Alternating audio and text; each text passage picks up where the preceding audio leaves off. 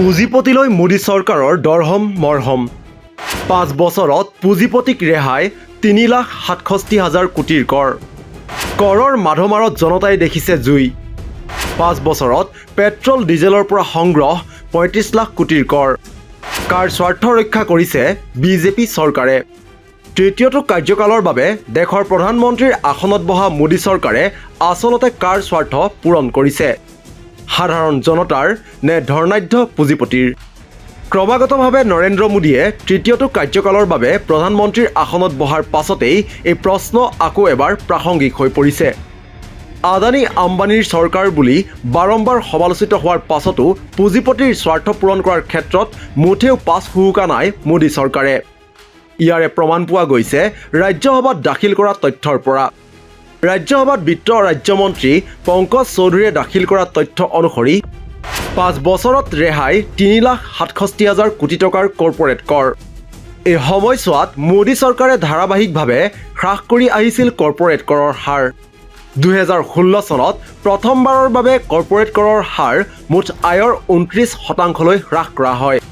ইয়াৰ পাছত ২০১৭ চনত কৰ্পৰেট কৰ ২৫% হ্ৰাস কৰা হয়। ২০১৯ চনত পুৰণি কৰ্পৰেট হাউচসমূহৰ কৰ ৩০%ৰ পৰা ২২%লৈ হ্ৰাস কৰা হয়।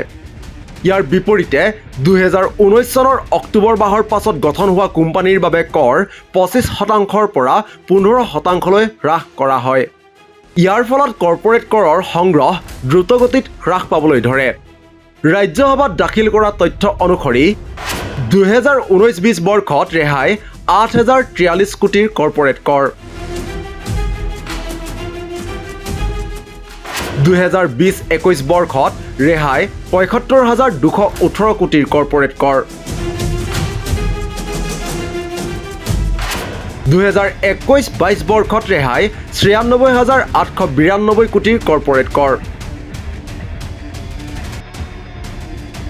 ২০২২-২৩ বৰ্ষত ৰেহাই ৮৮,১০৯ কোটিৰ কৰ্পৰেট কৰ।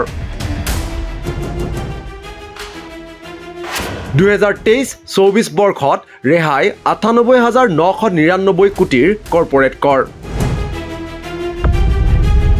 বিগত ৫ বছৰত কৰ্পৰেটক ৰেহাই ৩,৬৭,০০০ কোটিৰ কৰ। এইদৰে কৰ্পৰেটক কৰ ৰেহাই দিয়াৰ বিপৰীতে মোদী চৰকাৰে প্ৰতি বছৰে অভিলেখ হাৰত সংগ্ৰহ কৰিছে পেট্ৰলজাত সামগ্ৰীৰ কৰ। ৫ বছৰত পেট্ৰলজাত সামগ্ৰীৰ পৰা সংগ্ৰহ ৩৫ লাখ কোটি টকা। ২০১৯-২০ত পেট্ৰলজাত সামগ্ৰীৰ পৰা কৰ সংগ্ৰহ ৫,৫৫,০০০ কোটি টকা। ২০২০-২১ বৰ্ষত পেট্ৰলজাত সামগ্ৰীৰ পৰা কৰ সংগ্ৰহ ৬,৭২,০০০ কোটি টকা। ২০২১-২২ বৰ্ষত পেট্ৰলজাত সামগ্ৰীৰ পৰা কৰ সংগ্ৰহ ৭,৭৪,০০০ কোটি টকা। ২০২২-২৩ বৰ্ষত পেট্ৰলজাত সামগ্ৰীৰ পৰা কৰ সংগ্ৰহ ৭,৪৮,০০০ কোটি টকা। ২০২৩-২৪ত পেট্ৰলজাত সামগ্ৰীৰ পৰা কৰ সংগ্ৰহ ৭,৫১,০০০ কোটি টকা। সন্দেহ নাই যে পেট্ৰলজাত সামগ্ৰীৰ বৰ্ধিত কৰৰ বোজা সৰ্বসাধাৰণ জনতাই বহন কৰিবলগীয়া হৈছে।